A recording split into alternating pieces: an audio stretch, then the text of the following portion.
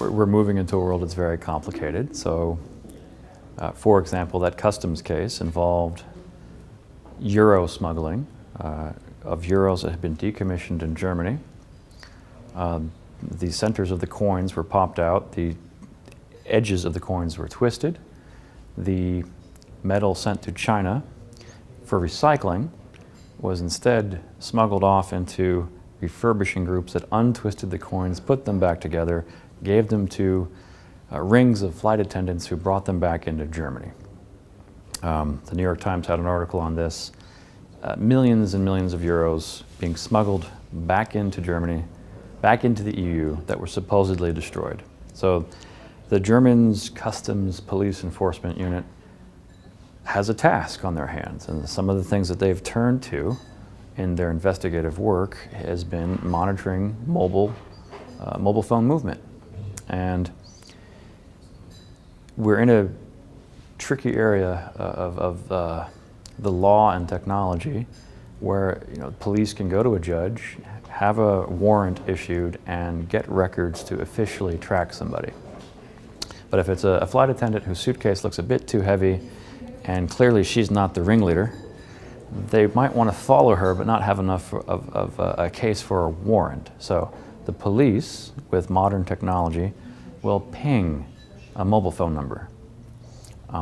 Then they don't need to get that person's records, but they can use the built-in network infrastructure to just kind of ping by sending a silent SMS.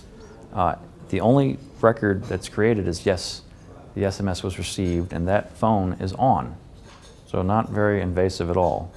But doing it a lot and automating it and then asking the phone operator for records of your pings allows you to reverse engineer to figure out where the pings were received from, and then you take modern internet maps of cell tower placements and you can figure out, okay, this person moved from point A to point B to point C.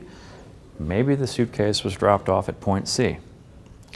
So this is a good thing if you're involved in a smuggling ring and you feel that the police authorities should be shutting this type of thing down.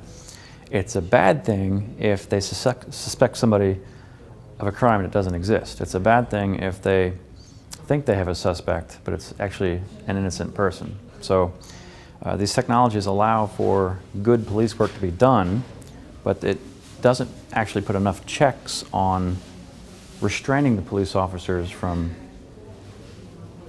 too much of a fishing expedition. It makes it just too easy for them to,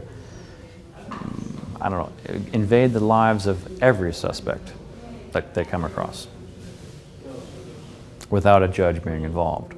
So again, we'll have to reshift exactly at what level it becomes necessary to get a judge involved in order for police to do investigative work, because automation and tools that make our lives easier make their lives a lot easier too.